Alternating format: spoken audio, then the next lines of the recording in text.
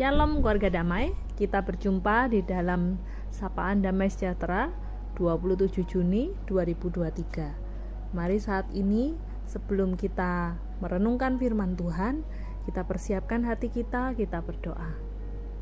Tuhan Allah Bapa kami bersyukur jikalau pada hari ini kami boleh kembali Tuhan membuka hati kami untuk diisi oleh firman Tuhan. Biarlah firman Tuhan boleh menjadi perenungan di dalam kehidupan kami, untuk kami melakukan apa yang menjadi keinginan Tuhan. Saat ini kami membuka hati kami Tuhan untuk dipenuhi dengan firman-Mu. Di dalam nama Tuhan Yesus kami berdoa. Amin. Bacaan kita hari ini diambil dari Wahyu 2 ayat 8 hingga ayatnya yang ke-11. Wahyu 2 ayat 8 hingga 11. Kepada jemaat di Smyrna. Dan tuliskanlah kepada malaikat jemaat di Smyrna, inilah firman dari yang awal dan yang akhir, yang telah mati dan hidup kembali.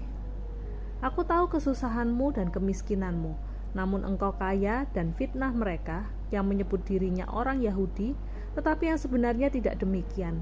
Sebaliknya mereka adalah jemaah iblis.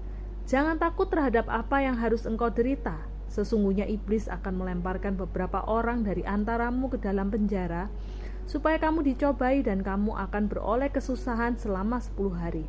Hendaklah engkau setia sampai mati, dan aku akan mengaruniakan kepadamu mahkota kehidupan.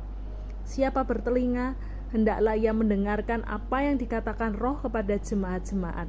Barang siapa menang, ia tidak akan menderita apa-apa oleh kematian yang kedua. Sedemikian jauh pembacaan kita pada hari ini. Keluarga damai dikasih dalam Tuhan. Sebuah kabar diberikan kepada jemaat di Efesus, di mana jemaat di Efesus menerima pujian dan juga teguran. Namun yang unik, sebuah surat yang disampaikan kepada jemaat di Smyrna. Jemaat Smyrna ini bukan mendapatkan sebuah pujian ataupun teguran. Yang ada adalah sebuah pengakuan bahwa mereka memang sedang berada di dalam kesusahan dan kemiskinan, dan juga mereka sedang mengalami fitnahan. Seperti yang dicatat di dalam ayat yang ke-9, yang berkata bahwa aku tahu kesusahanmu dan kemiskinanmu, namun engkau kaya, dan fitnah mereka yang menyebut dirinya orang Yahudi, tetapi yang sebenarnya tidak demikian. Sebaliknya mereka adalah jemaah iblis. Jadi kondisi dari jemaat Smyrna waktu itu, mereka selain mengalami kesusahan, kemiskinan, mereka juga difitnah oleh orang-orang yang anti pada gereja, bahkan aliran sesat. Jadi jemaat Smyrna ini sedang mengalami kondisi yang tidak enak, keluarga damai. Nah, pengakuan itu bisa saja diterima sebagai apresiasi yang seharusnya ditambahi dengan penghiburan, seperti yang tertulis di dalam ayat berikutnya tentang jangan takut. Namun, ternyata penghiburan itu tidak serta-merta menjadi penghiburan untuk menghentikan kesusahan dan penderitaan mereka. Justru kata-kata berikutnya membawa kabar buruk bagi mereka, yaitu akan adanya penderitaan yang akan mereka alami. Akan ada dari antara mereka, jemaat Smyrna, yang akan dipenjara. Mereka akan dicobai dan mengalami kesusahan bahkan selama 10 tahun. Tetapi keluarga damai, jika kita lihat di ayat yang ke-11, ada sebuah janji yang pasti di balik penderitaan itu, yaitu mahkota kehidupan bagi mereka yang setia sampai mati. Keluarga damai, isi surat kepada jemaat di Smyrna ini bisa saja dianggap sebagai surat yang mengecewakan. Karena umumnya orang yang menderita mengharapkan berita kelepasan dari derita itu. Sayangnya mereka justru mendapatkan berita buruk, yaitu penderitaan lebih lanjut yang akan mereka alami.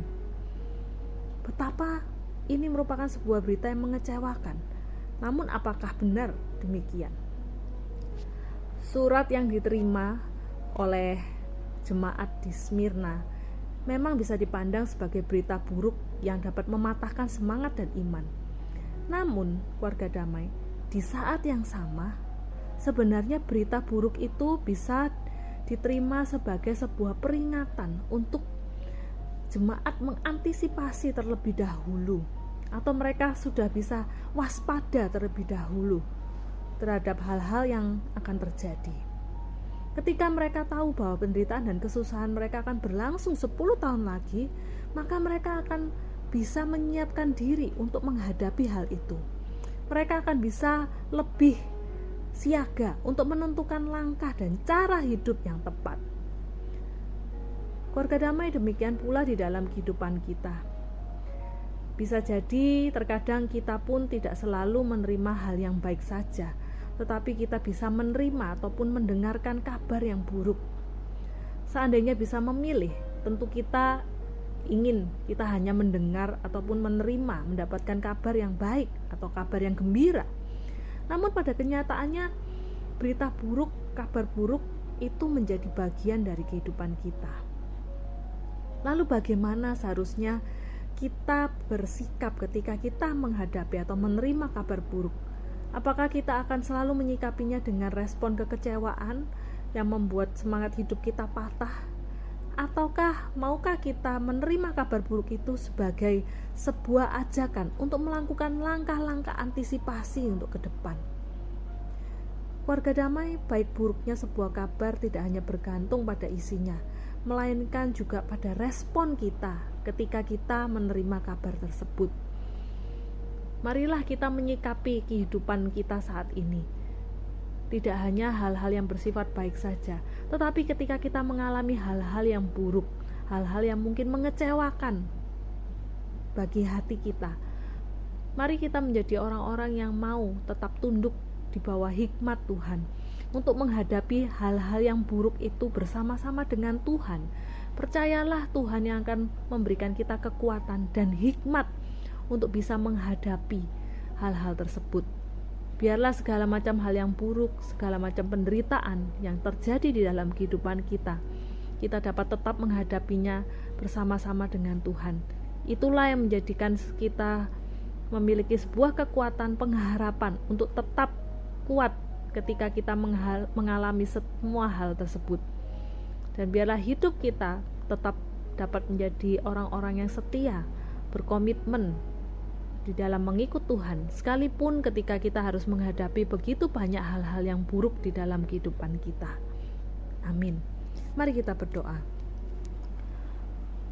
Tuhan Allah Bapa kami bersyukur melalui firman-Mu kembali kami diingatkan untuk hidup seturut dengan kehendak-Mu ya Tuhan, untuk kami tidak menjadi orang-orang yang mau menerima hal-hal yang baik saja, tetapi ketika hal-hal yang buruk mungkin terjadi di dalam kehidupan kami mau memandangnya dari kacamata iman bersama dengan Tuhan, tidak hanya sekedar mengandalkan kekuatan pemikiran kami yang lemah ini Tuhan.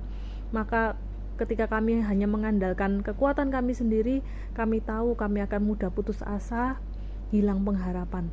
Tetapi biarlah kami sungguh-sungguh boleh menghadapinya bersama-sama dengan Tuhan. Setiap hal yang buruk yang terjadi, biarlah kami boleh tetap kuat di dalam Tuhan. Dan kami percaya bahkan Tuhan pun sanggup mengubahnya itu menjadi kebaikan ketika kami tetap menjadi anak-anak Tuhan yang setia dan menjalani semua itu bersama-sama dengan Tuhan. Tuhan, inilah yang menjadi kerinduan kami. Kami menyerahkan keseluruhan hidup kami, segala hal yang baik, segala hal yang buruk, tetap berada di dalam anugerah Tuhan. Di dalam nama Tuhan Yesus kami berdoa. Amin.